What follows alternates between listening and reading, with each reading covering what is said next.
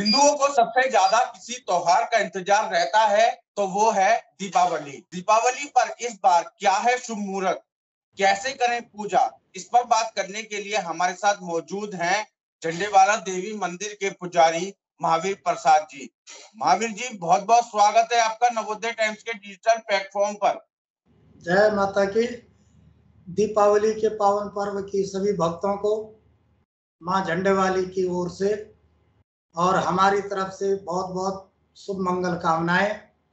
सभी दर्शकों के लिए, सभी भक्त जनों को मां झंडेवाली से प्रार्थना करते हैं कि यह दीपावली का पावन पर्व सबके लिए मंगलमय हो, सुखदायी और सबका कल्याण करने वाला यह पावन पर्व हो। इसी शुभकामना के साथ सर्वे भवन्तु सुखिनः, सर्वे सन्तु निरामया, सर्वे भद्राणि पश्यन्तु मां कश्चित् दुःखभाग् भवेत्।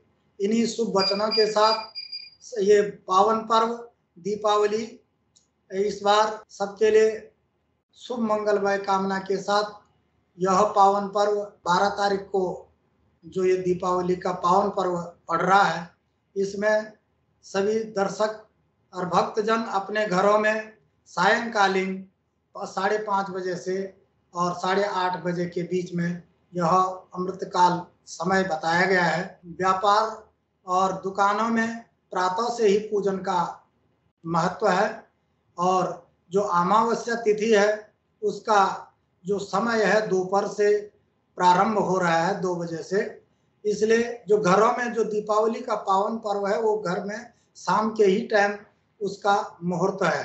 तो इसमें अपने घर में दीपक जलाएं, माँ भगवती महालक्ष्मी का पूजन करें, गणेश लक्ष्मी जी को दूध दही घी शहद पंचामृत से स्नान करके माँ भगवती को भोग लगाएं, मिष्ठान खीर बतासे फूल मालाएं चढ़ा करके माँ का आरती करें और महालक्ष्मी से यह प्रार्थना करें कि सबके लिए यह वर्ष सबका रिद्धि सिद्धि और मंगलदायक हो।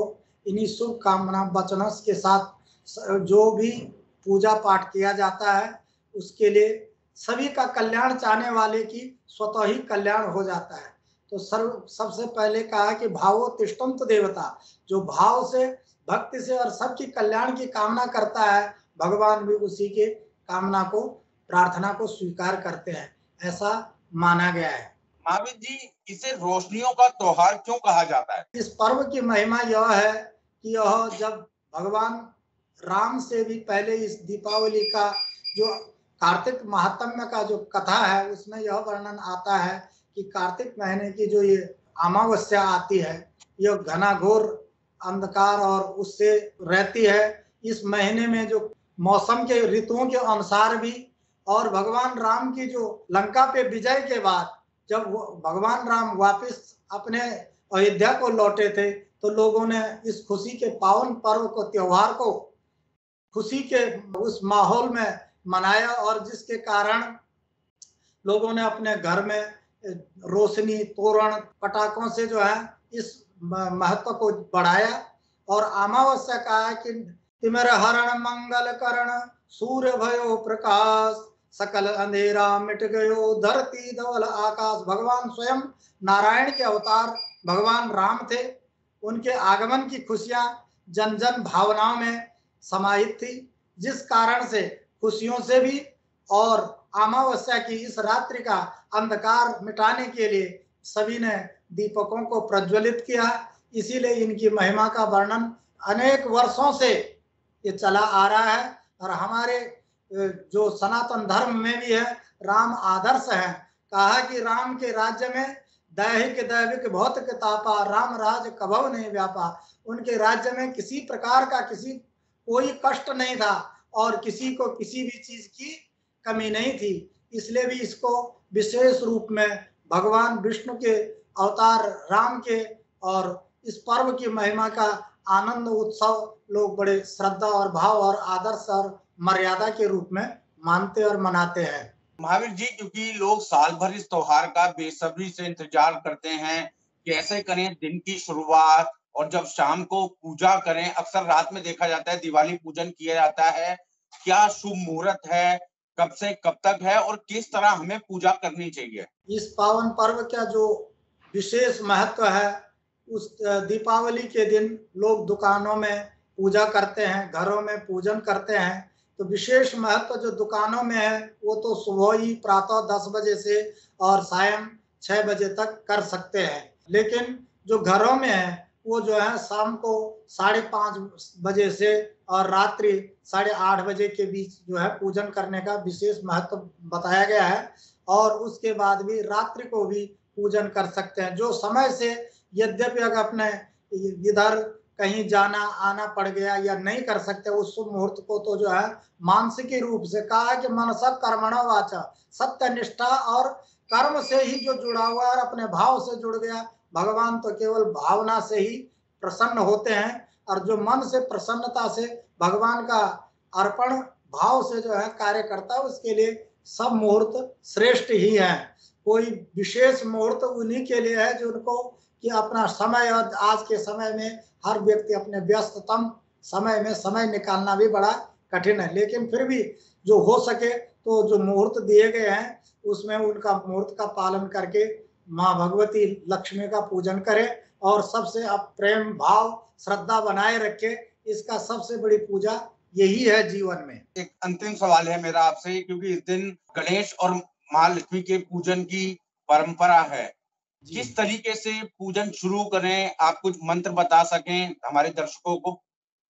जी। और क्या प्रसाद चढ़ाएं? सर्वप्रथम गणपति जी का पूजन किया जाता है, लक्ष्मी जी का पूजन किया जाता है, वरुण जी का पूजन किया जाता है, कुबेर जी का पूजन किया जाता है। एक सुंदर सी चौकी बना करके उनमें कलश स्थापित किया जाए, गणेश लक्ष्मी जी की मूर्ति प्रतिष्ठा की जाए, महालक्ष्मी जी का एक प्रतिमा वहां पे रख करके माँ भगवती का जो स्थान पूजन के लिए वहां पे साफ सफाई करके उस स्थान में विराजमान करके उनको जल, पंचामृत, दूध, दही, घी, शहद से उनका स्नान करवाएं। स्नान कराने के बाद उनको जो है सुंदर वस्त्र पहनाएं। वस्त्र पहनाने के बाद उनको तिलक लगाएं। तिलक लगाने के बाद अक्षत लगाएं, चावल लगाएं, चावल लगाने के फूल माला लगाएं। उसके बाद उनको धूप और दीप दिखा करके उनके आरती करें। आरती करने के बाद उनको जो है मिष्ठान का भोग जैसे मिठाई, खील, बतासे, पंचमेवा इत्यादि का भोग लगा करके पुनः उनको साष्टांगवत होकर के माँ भगवती को भाव से पुनः जो है महालक्ष्मी और गणेश जी का आरती करें, विष्णु जी की आरती करें। सब हैं ये एक ही वो है, लिखा हुआ है कि प्रणवाक्षर के मध्य ओमाक्षर के मध्य ब्रह्मा विष्णु महेश महाकाली महालक्ष्मी महासरस्वती। तो इन्हीं का एक परिवार है, इन्हीं के हम भी परिवार हैं। तो जो इनके भाव से इनका भगवान कहते हैं कि यो यो भावा, जो जिस भाव से मुझे भजता है, पत्रम पुष्पम फलम तो यो में भक्त्या प्रयच्छति, जो श्रद्धा भाव से मुझे जो भी अर्पण करता है पत्र पुष्प ही से ही भगवान प्रसन्न हो जाते हैं। ऐसी महिमा मानी गई है और इन्हीं महिमाओं के कारण हमारा सनातन धर्म भी, चाहे वो धनपति हो, चाहे वो गरीब हो, चाहे वो कोई हो, उसके सबके अपने अपने भावों से भक्ति होती है। और जो भक्ति से भगवान को मानता है उसके मन में हमेशा प्रसन्नता और हमेशा गणपति और लक्ष्मी हमेशा अपने कर्म और पराक्रम में वो हमेशा सफलता की ओर अग्रसित होता रहता है। बहुत बहुत शुक्रिया महावीर जी, नवोदय टाइम के डिजिटल प्लेटफॉर्म से बात करने के लिए। जय माता की। बहुत बहुत शुभकामनाएं आपको भी और सभी भक्तजनों को। माँ भगवती की कृपा बनी रहे और महालक्ष्मी सबकी मनोकामना पूर्ण करे, इसी प्रार्थना के साथ जय माता की।